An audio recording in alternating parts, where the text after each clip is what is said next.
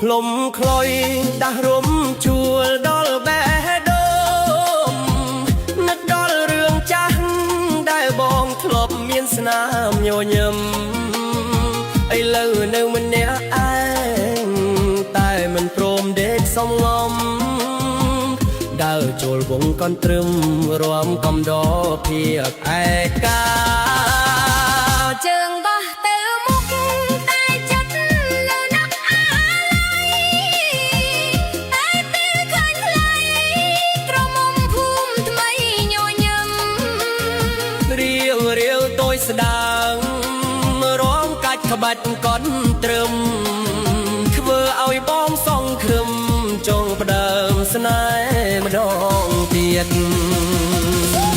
សូដៃមានរុនខានគួបសំនឹងសំលេងខ្លុយភ្លុំលឿនថ្វាយឡើងកូនត្រឹមលាក់ទុកសោ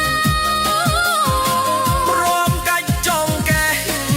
បនលបរឿងសោកសៅស្គរដៃលីបុករុញបេះដូងឲ្យភ្លេចឈឺរំតលតែភ្លឺជាមួយអ្នកថ្មីស្មោះត្រង់